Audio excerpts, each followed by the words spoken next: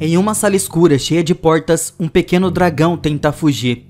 Um velho vem logo atrás para poder pegá-lo, mas quando ele se vira, ele descobriu que outro homem estava trancando a porta para o prender. O velho jogou uma bola mágica na cara dele, só que não aconteceu nada. Muitos anos depois, é uma manhã normal em Londres, mas o Paul estava tendo muitos problemas. Ele dorme demais, os seus cadarços estouram, a torradeira fritou completamente e ele precisa correr até o local onde ele vai ter uma entrevista de emprego. No caminho para lá, um estranho que se chama Monty interrompeu ele e começou a conversar. Ele jurava que conhecia o Paul há algum tempo. Ele não o reconheceu e ignora por enquanto, correndo para entrar na fila. Naquele momento, um cachorrinho roubou o cachecol da sua mão. Ele precisa correr atrás do doguinho por um beco. E de repente, ele não vê mais o cachorro. Mas ele encontrou uma porta que dizia candidatos. Na hora ele decidiu entrar. Lá tinha uma sala cheia de coisas estranhas. Ele encontrou uma mulher que se chamava Sophie e ela também estava esperando a entrevista. Enquanto assistia a TV, o Paul se senta ao seu lado. Ele não consegue puxar conversa, então ele também assiste a televisão e descobre que ele perdeu a apresentação da empresa. Ele ainda não sabe qual é o trabalho, mas a empresa se chama Wells. O folheto sobre a mesa também não ajuda e diz apenas, está com sorte? De repente, risadas começaram a ecoar pela sala e o Sr. Turner entra. Ele dispensa a mulher e diz pro Paul o seguir. De alguma forma, sabendo do seu nome, sem nem ao menos o perguntar. Eles sobem as escadas para o escritório principal, onde o chefe Wells estava esperando com outros membros do conselho, Van Spee, Judy e Casimir. Eles fazem um monte de perguntas estranhas e o Paul responde o melhor que pode, mas ele nunca para de se sentir confuso e estranho. Ele também estava distraído com as achaduras da parede. Ele acha que se parecia com um mapa de Londres. Os outros não podem ver, e o Well estava impressionado. Infelizmente o Turner o manda embora, dizendo que já ouviram o suficiente. Quando Paul sai do prédio, ele encontra o cachorro segurando seu cachecol, quase como se o animal estivesse esperando. Momentos depois, o Paul chega em casa e fica chateado ao saber que seu colega de quarto estava se mudando e uma discussão começou, já que o Paul não pode pagar o aluguel sozinho. De repente, uma carta aparece pela fenda do correio. O Paul correu para pegar ela. Ele ficou completamente chocado ao ver que a Well estava dizendo que ele passou na entrevista, o que faz ele comemorar. No dia seguinte, o Paul vai trabalhar com uma atitude muito positiva. A recepcionista, Rose, também não conta a ele sobre o que é o trabalho, e depois de presenteá-lo com uma caneca, ele liga pro Turner que pega o Paul e o leva por diferentes andares do prédio, enquanto ele explica que eles são um escritório de advocacia e que os computadores não são permitidos aqui. Quando eles chegam a uma área que estava sendo consertada, o Turner fica estranhamente preocupado com um grampeador no chão e faz o Paul caminhar cuidadosamente ao redor dele, dizendo a ele para não entrar em pânico. Eles continuam passando por muitos escritórios estranhos, como um que tinha um mapa bem gigante e muitos telefones onde o Paul pensa ter visto um monte. Eles também examinam um outro com máquinas de escrever e outro com um monte de tubos, mas o Paul não consegue dizer o que eles estão fazendo. O Turner não responde às suas perguntas. Por fim, o Turner leva o Paul para o escritório mais interno, onde a Sophie também estava esperando. Os dois agora são estagiários, e o Turner promete que alguém vai trazer as tarefas para eles e ele sai dali. Por conta do seu nervosismo, o Paul continua falando sem parar, mas ele é muito desajeitado e a Sophie não estava impressionada. De repente, uma estranha criatura corre nas sombras, assustando o Paul com ele se levantando. Ele se aproxima para ver melhor e ele só vê um ratinho passando. A Rose aparece e deixa um monte de mapas ali, dizendo que eles devem circular os locais que contêm depósitos de bauxita. O Paul não sabe o que estava fazendo, mas ainda passa a manhã inteira com a Sophie inspecionando os mapas. A dupla faz uma pausa pro horário do almoço. Ao descer as escadas, a Sophie quer tomar um café, que é estranho porque momentos atrás ela disse que não gostava. Logo depois eles encontram a Judy, que os leva a um parque. De repente, uma tampa de esgoto se abre e uma lata é jogada fora. A Judy pega ela imediatamente e ela fala que a mulher estava lendo um livro que ela gosta. E quando ela lê sobre os personagens pulando na frente, a Sophie precisa sinalizar para ela. A Sophie não pode deixar de perguntar como ela pode saber onde que a mulher estava no livro. Então a Judy diz a ela para ficar nos arbustos enquanto observa de longe. A Sophie se concentra e, pro seu choque, ela se vê vendo o que a mulher estava vendo. Assim que o leitor alcança a parte certa do livro, a Sophie faz o sinal e a Judy move o dedo, fazendo com que o homem sentado perto da fonte caia repentinamente na água. A senhora no banco corre para ver se ele estava bem e logo um relacionamento romântico começa. A Judy elogia a Sophie por fazer um bom trabalho, explicando que os pais do homem gastaram muito dinheiro para arranjar o casamento do filho com a mulher do banco, mas fazer isso os faz acreditar que era o destino. O Paul, confuso, pergunta o que estava acontecendo, e a Judy explicou que a Sophie é uma vidente, o que significa que ela tem poderes mentais. Então a Judy finalmente explica exatamente o que a empresa faz. Acontece que a maioria dos funcionários da Wells são capazes de fazer mágica. Eles são magos práticos que usam magia para servir os clientes por dinheiro. Embora a Sophie seja uma estagiária, ela já tem um nível completamente diferente do Paul. A Judy só leva a Sophie com ela. O Paul volta para o escritório no sótão e come um sanduíche enquanto olha para os mapas. Quando ele move a mão para tirar as migalhas de pão, ele sente uma sensação estranha na palma da sua mão. Curioso, ele começa a mover a mão sobre o mapa, sentindo uma sensação muito estranha e percebe que mudanças estão acontecendo no papel. Naquele momento, o Wells entra no escritório e diz ao Paul para olhar para frente enquanto continua a sentir o mapa com a palma da mão. Uma corrente repentina atinge os dedos do Paul, apontando para um local contendo depósitos de bauxita. Parece que o Paul também tem habilidades sobrenaturais que lhe permitiam detectar onde certos objetos estão localizados. Animado com essa reviravolta, o Wells leva o Paul para o seu próprio escritório e atravessa uma sala cheia de impressoras. Ele explicou que a empresa estava lutando criticamente por sua sobrevivência e eles precisam de um adivinho para ajudar todos a voltar aos trilhos. O Wells também acha que o Paul poderia ser esse adivinho. No escritório, o Tanner está esperando por eles, e para colocar o Paul do seu lado, o Wells menciona o pai responsável do Paul, dizendo que entende totalmente como é, o próprio pai do Wells, o fundador original da empresa. Ele forçou seu filho a assinar um contrato de venda da sua alma para controlá-lo para sempre. O Wells entende que o Paul quer provar o seu valor, então ele lhe dá um trabalho importante. O Paul deve encontrar uma porta portátil, mas ele não pode contar a ninguém sobre essa missão. O Paul aceita, mas antes que ele possa pedir pistas ou detalhes, ele é expulso.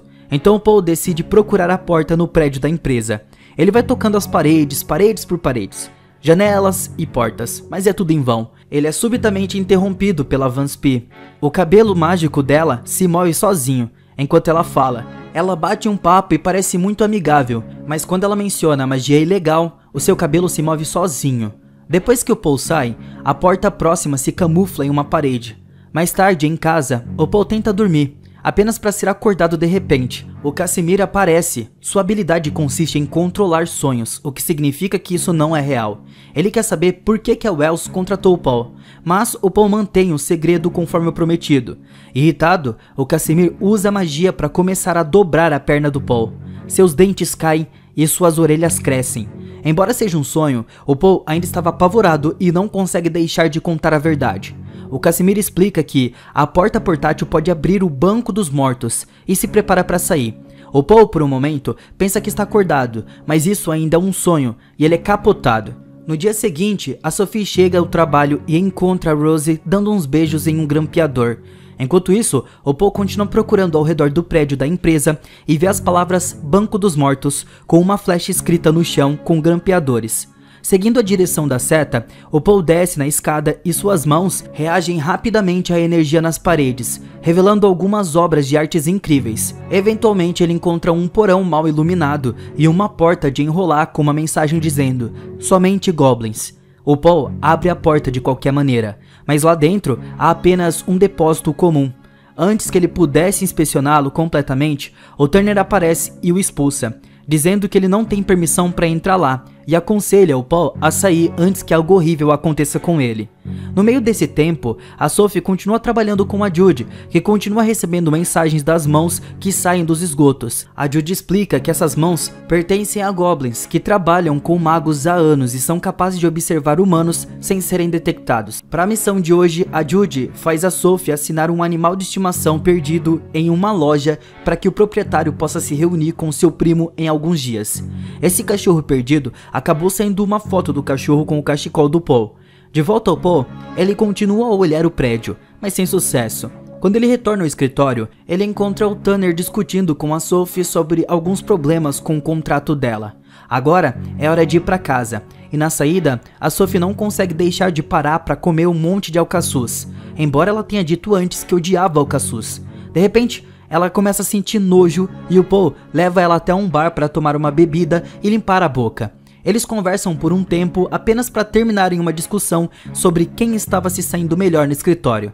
No dia seguinte, o Paul encontra o Casimir no trabalho, mas o homem age como se eles estivessem se vendo pela primeira vez desde a entrevista. Depois disso, o Paul sobe as escadas e esbarra no Monte, que admite ter distraído o Paul de propósito outro dia para que ele aceitasse a entrevista dessa empresa em vez da original. O Monte não quer deixar o Paul passar, mas o menino insiste até que ele possa voltar para a sala misteriosa que ele tinha visto no dia anterior. Seguindo as sensações da sua mão, o Paul descobre que as coisas dentro são uma ilusão e ele imediatamente atravessa, entrando em uma sala diferente cheia de estranhos espécimes e diversos itens mágicos. Depois de brincar um pouco, o Paul encontra um grampeador no chão. Quando tenta tocá-lo, ele é empurrado para trás. Usando seus poderes, o Paul tenta de novo e descobre que o espírito de um Goblin estava dentro do grampeador. A criatura o aponta para uma direção específica antes de desaparecer, e o Paul concentra o seu poder nas suas mãos, o que finalmente permite que ele consiga pegar a porta do esconderijo. Curioso, o Paul tenta passar pela porta e, no momento em que ela fecha, a porta se transformou em uma toalha e ele aparece em outra parte do prédio. O Paul escuta vozes vindas do seu escritório e espia lá dentro. Ele descobre que o Wells estava falando sobre o pai do Paul e o desaparecimento do ex-chefe da empresa. É revelado que o Wells estava traficando almas humanas usando os funcionários da empresa como cobaias. Assim que assinei um contrato de alma, eles perderiam seu senso de identidade. E o próximo alvo da Wells é a Sophie, o que explica a mudança nos seus gostos ultimamente. Para piorar as coisas, o resto dos membros do conselho não sabem disso, e os crachás de todos têm dispositivos de vigilância específicos. O Paul percebe que ele não pode dar a porta para eles, então ele pega a toalha e depois de algumas tentativas frustradas de usá-la, ele leu as instruções na etiqueta. Ao recitar um feitiço e o destino, alguém pode ser teletransportado para qualquer lugar. Para testar, o Paul menciona o supermercado, e quando ele entra, de repente ele se encontra no freezer do supermercado. Ignorando os olhares estranhos que recebe, o Paul pega a toalha e volta para a empresa, onde esbarra na Vanspi. Ela o lembra de procurá-la se souber de alguma coisa, mas ele a ignora e corre para o seu escritório. Uma vez lá, ele imediatamente arranca o distintivo da Sophie e joga fora enquanto explica o que estava acontecendo. Então ele pega a toalha para provar a sua história. O Paul murmura o feitiço para abrir a porta, apenas para se encontrar em um espaço estranho com inúmeras portas em todas as superfícies. A Sophie escuta alguém lá pedindo ajuda, mas o Paul rapidamente a puxa para fora e ele relê o rótulo e ali ele se lembra que ele deve indicar o destino antes de abrir a porta. Ele tenta de novo e dessa vez eles conseguem chegar ao apartamento do Paul. A Sophie fica animada com a possibilidade por trás de tal poder e imediatamente começa a arrastar o Paul para visitar lugares em todo o mundo. Eles vão ao Egito e ao Alasca, surfam na Jamaica e até testemunham a aurora boreal. Eles ainda voltam para trabalhar. A Sophie vê como os primos se reencontram na loja, deixando ela orgulhosa por estar usando suas habilidades para o bem. Mas sempre que ninguém está olhando ou eles estão de folga, eles continuam viajando, e quanto mais passam o tempo juntos, mais eles se unem e se aproximam. Uma tarde, o Paul diz a Sophie que gosta dela na praia. A Sophie acha que gosta dele também, mas ela assinou um contrato de alma e não pode ter certeza dos seus sentimentos pelo Paul, se eles são genuínos ou não. Portanto, eles concordam em localizar e destruir o contrato. A dupla volta para a empresa pela porta e o Paul mal consegue esconder a toalha pouco antes do Tanner entrar. No entanto, ele percebe as roupas dele e a areia no chão, entendendo rapidamente o que está acontecendo. Ele exige que o Paul volte pela porta e deixe a empresa para sempre se ele não quiser consequências graves. Então, ele vai embora. O Paul e a Sophie começam a discutir o que devem fazer e concordam em voltar mais tarde para o contrato dela. Após anoitecer, a dupla foge secretamente de volta para o prédio da empresa, mas a porta não é capaz de levá-los ao escritório do Wells. Em vez disso, os deixa em uma sala de impressão. As impressoras operam por conta própria, imprimindo muitos contratos. Acontece que o Wells colocou secretamente dados de almas e esses contratos cotidianos podem fazer qualquer um aceitar involuntariamente de vender as suas almas. Em seguida, ele escuta alguns ruídos e depois de ver um grampeador no chão, eles seguem os ruídos e sombras em movimento até a sala do mapa, onde papéis voam e pequenas fogueiras queimam. Há uma criatura nas sombras comendo uma pizza. Então Paul, assustado, abre a porta. Eles tentam ir ao escritório do Wells, mas a porta leva a um porão escuro que é na verdade o banco dos mortos. Ele estava marcado no chão. Depois de encontrar um contrato que confirma que estão roubando as almas, a dupla começa a escutar um barulho e eles decidem sair por um túnel muito assustador. No final desse túnel, eles se deparam com um grupo de goblins. Em pânico, eles fogem e acabam atrás da porta que estava escrito somente goblins, onde o Tanner aparece de repente. Acontece que ele é um goblin que muda de forma e o líder do clã Goblin. Enquanto ele os repreende por não ouvirem seus avisos, a Wells aparece também. Ele ordena que o Tanner e seus goblins se percam, mas o Tanner se recusa, alegando que sem a ajuda dos goblins, os magos são inúteis. Uma discussão começa e o Wells usa sua magia para transformar um bando de goblins em material de escritório. O Paul e a Sophie aproveitam a oportunidade para abrir a porta para escapar. Porém, esqueceram uma regra: quem fecha a porta é o dono dela. E como resultado, o Wells pula sobre ela para recuperar o controle. Agora, a dupla está presa no espaço com todas as portas. E de repente, eles escutam uma voz. É o Wells Sr. Foi revelado que, anos atrás, o Wells atraiu seu pai para esse lugar usando um dragão bebê e o prendeu aqui. Ele assumiu a empresa. O Paul lembra que o Wells Sr. tem um contrato que deveria permitir que eles controlassem o seu filho. Porém, o homem explica que não pode usá-lo porque o contrato de alma deve ser depositado no banco dos mortos para que tenha de fato efeito. Pensando ainda, eles têm uma chance. O Paul começa a procurar uma saída, mas há portas por toda parte. O Wells Sr. diz que já tentou e que todas as portas levam ao vazio. No entanto, o Paul se concentra em usar seus poderes e depois de muito esforço, ele finalmente encontra a saída. Eles saem para as ruas e o Wells Sr. os leva de volta para a empresa, onde ele começa a fazer um plano. Ele pede ao Paul para levar o contrato da Wells ao banco enquanto ele vai confrontar o seu filho malvado, e a Rose vai pegar o marido dela. O grupo corre escada abaixo, onde os goblins estavam movendo todos os contratos de alma. O Wells Sr. imediatamente encontra seu filho para iniciar uma batalha feroz, durante a qual eles trocam dezenas de ataques mágicos, destruindo a sala ao seu redor e causando pânico nos goblins. Enquanto a energia mágica voa por todo lugar, o Paul e a Sophie tentam se esgueirar para recuperar a porta, mas o Paul é derrubado e capturado por um grupo de goblins. A Sophie usa seus poderes para tentar entrar em contato com a Judy e obter ajuda, mas os goblins atacam ela. O Paul está desesperado para salvar a Sophie e cercar os goblins, apenas para ser pego em uma rede. Naquele momento, a Rose chega com um grampeador e joga no Wells Sr., que usa magia para acertar o grampeador e revela um goblin que estava lá. Enquanto a família vive um momento emocionante, o Wells aproveita a oportunidade para lançar um ataque surpresa contra seu pai e prendê-lo de novo. O Paul tenta pular sobre ele, mas a magia do Wells é rápida e o acerta. Nesse momento, os outros membros do conselho finalmente chegam ao local e tentam impedir o Wells, mas ele os mantém afastado, ameaçando matar o seu pai. Então ele prende a Sophie com sua magia, pedindo ao Paul que entregue seu contrato de alma em troca da vida dela. De repente, a Sophie se comunica telepaticamente com o Paul, dizendo que ele poderia usar seus poderes para criar portais do zero.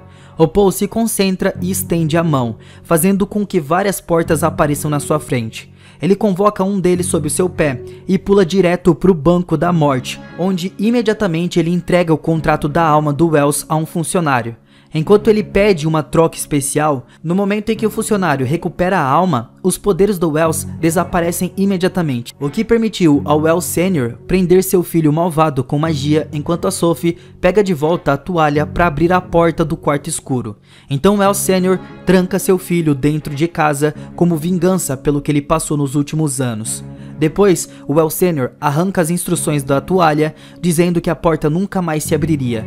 A Sophie estava preocupada com o Paul, mas ele volta com seus próprios poderes e entrega a Sophie o seu próprio contrato, que ele conseguiu em troca. Enquanto todos comemoram, a dupla finalmente se beija. O Paul pega a toalha e joga dentro de um caminhão de lavanderia para que ninguém encontre. No final, a diretoria se reúne com a Sophie e o Paul para oferecer a eles empregos permanentes. Ambos aceitam, e usando telepatia, a Sophie diz ao Paul que seus sentimentos são reais. Então, eles dão as mãos. Enquanto isso, a toalha chega a um hotel, onde uma empregada acidentalmente lança um feitiço.